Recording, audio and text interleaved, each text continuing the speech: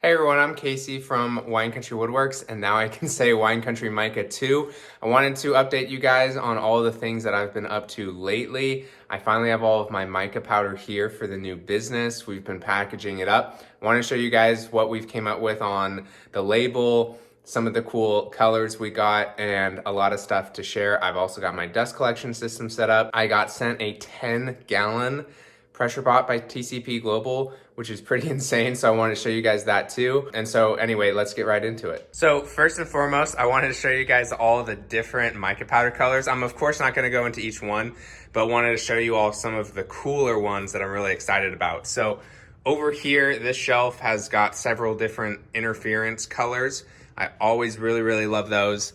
And then there's a bunch of just kind of main classic colors. There's 26 in total here, and then I have 4 upstairs that I'll show you some examples of what they look like. Those I'm really excited about. And then these are really cool. I'll come back with a UV flashlight in a minute and show you guys, but these basically are glow in the dark powder. So there's 2 over there that are obviously white, but then they glow a specific color, and these glow their actual color. So this green glows green, same with the blue glows blue, so on and so forth. But yeah, the other that I'm really excited about are these more holographic color shifting glitters. They're more glitter than mica powder. I mean, they're still the same size. They're, you know, very tiny. And this one you can see pretty well on camera, the holographic nature of it, or at least better than the others. It's still much cooler in person. These are a little harder to show on camera, but I'm gonna be planning on making YouTube videos casting, you know, a lot of these really cool colors. So those 3 are the ones I'm really excited about.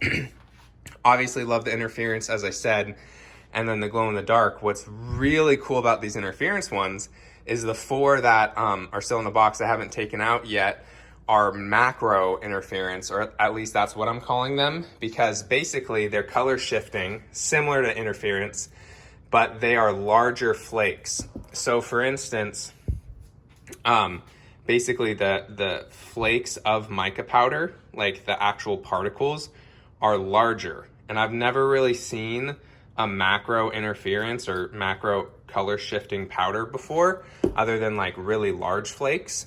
So I'm really excited about this. You know, like this is an example of white macro, like what my macro pearl will look like. And it's basically like these, but color shifting, right? So I'm really excited about those. Kind of fell in love with those. And then this is an example of just the kind of normal interference. I think this is interference green, pretty sure. It'd be easier once it's all cut up and polished to tell, but yeah, so those are those. I want to show you guys as well some of the packaging. Well, actually, first, I want to show you the glow in the dark. I'll do that really quick, and then I'll show you guys some of the packaging. Okay, so I'm charging these up with a UV flashlight, and then I will shut off the light, and you guys will be pretty blown away, I think. So keep your eye on them. Pretty bright. I mean, I'm pretty impressed that the camera's actually picking these up, but these are gonna be really cool. So this is the green that I was saying, which is clearly growing green. And then these are the whites. So this is glowing blue, and then this is like a more greenish color, which on camera right now, it just kind of looks white. But, and then that's the like red orangish, and really excited about these. These are gonna be awesome. So one of the other things that I have not shown yet, it wasn't ready in the past update, but my dad and I finally got the dust collector completely mounted on the wall and set up. Right now, I basically just have one hose that I switch in between my table saw and my bandsaw, which is not really that big of an inconvenience. If anything, it's kind of nice just having, you know, this shut off and only having to deal with one hose. And yeah, when I have it plugged into either of them, right, I have to go step over it, but really not a big deal. I really liked how this little saw cutting room came along. It's literally all I need I would like to, if my wife and I are going to stay here longer, we're looking at houses to purchase right now, but if we do stay longer, I'd prefer to have a little bit of a outfeed table or just something, because right now when I'm cutting pen blanks, I have to put a bucket right here to catch them as I push them through. But other than that, really like this little area. Just need to set up the overarm dust collector or dust collection on this table saw, and then this room is ready to go. So this is what filling up mica powder looks like. I haven't exactly figured out like the storage system that I want to do yet. I'm probably going to build some spacers, and I'm not entirely sure which shelf I want to use or what's going to go on. But basically this Pinot red color, which has always been one of my favorite mica powder colors, and it's never been exactly how I wanted it until I finally found this one. I always had to add red alumilite dye and stuff like that to kind of make it myself. But I really, really like how these labels came out. I think they look really, really clean. I like the black jar. I like how we decided to just put a label on the top so that you can see through this clear plastic really well and get a really good idea of how the mica powder looks.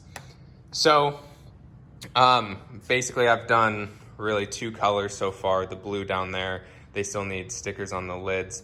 And I think I am actually gonna hold off on buying more jars and start with just filling up like 50 colors or so. I have enough mica powder to do 200 jars of each color, but it just takes a long, long time to fill up just one since I'm doing it myself manually. This is my little rudimentary funnel filler, you know, and then I use a scoop because I'm doing it by volume, because weighing them out individually just takes way too much time and is too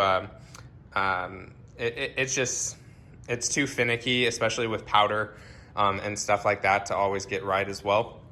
Whereas volume is always going to be right. And so that's what these are. These are 1.5 ounce by volume. And that allows me on the glow in the dark ones, which are way heavier, and the glitter ones, which obviously are going to have a different weight composition than the mica powder. It allows me to always get it right if I'm going by volume. So really excited about these. I'm hoping, since we're just going to do 50 colors or 50 jars per color to start with, that within the next week or so, my wife and I can have them all ready, and then it's just taking product photos, getting them up on the website and going live with the website. So if that's the case, then hopefully it'll just be like another week or so. And since we have the mica powder to do more than 50, you know, if they start selling quickly, which may happen, may not happen, then we'll go all the way up to 200. But I'm really excited about this stuff. I think we're all gonna have a bunch of fun making cool things with this. So the last thing I wanted to share in terms of updates is this absolutely massive behemoth of a pressure pot. So this is a 10-gallon pressure pot. I've got a tape measure. I'll show you guys. But in comparison, those are 5 gallons, which are really large to begin with. And over there, excuse the resin casting mess, but the 2.5 gallons are over there. You know, these have always seemed massive to me. And then here's a 10-gallon one. Eventually, you know, I'll have this set up somewhere side by side, or at least close to one of those, so you'll really be able to see. I'll have to put the camera down to pull out the tape, but off the top of my head, I think it's like 17 inches tall and like 14 or 15 inches wide. I'm not entirely sure. Like I said, I'll get the measurements for you guys. But the main reason why I originally wasn't too interested in 10-gallon pressure pots was because I knew they existed. Like Binks makes some and some of the other ones, but my previous understanding, because those Binks and other 10 gallons, I thought it was basically just a 5-gallon, like the same width, just taller. And that doesn't really help most people out, right? Because we're really looking for, like, extra height is great, but we're really looking for making something wider and not having to deal with putting something on its side all the time. So anyway, I'll get the measurements for you guys, but this thing's pretty crazy. I mean, it's got five spots for wing nuts opposed to the usual 4. Pretty cool. Okay, so this guy is 18 inches deep and 15 inches wide. It is just absolutely massive. I mean, to give some comparison, that is the liner that goes inside of it. It's just huge. So really excited to start doing some cool projects in this. I can fit so many molds in it. It's absolutely insane. But yeah, leave a comment down below what you guys think, what you guys would cast in it, and any ideas for myself to make some cool projects for some videos or something. Well, everyone, that is about it. I did want to mention really quickly, I do have a 15% off sale going on right now for my pen blanks and any type of blanks really on my Etsy as well as my website.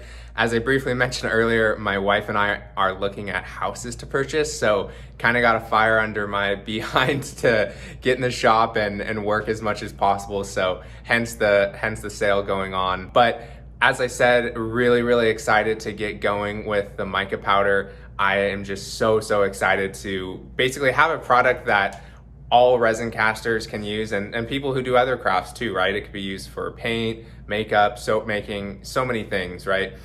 So really excited about that. Excited to use the 10 gallon pressure pot to make some cool projects, some cool videos with it. But I'm really looking forward to making tons and tons of resin casting videos with all these cool new powders and color shifting glitters and all those things. So definitely comment down below on some cool project ideas you guys would like to see. But anyway, thank you all so much for watching. Let me know what you all think down in the comment section below, and like the video if you liked it. Subscribe to the channel if you're new and want to stick around. I'll see you all in the next one. Thanks so much for watching.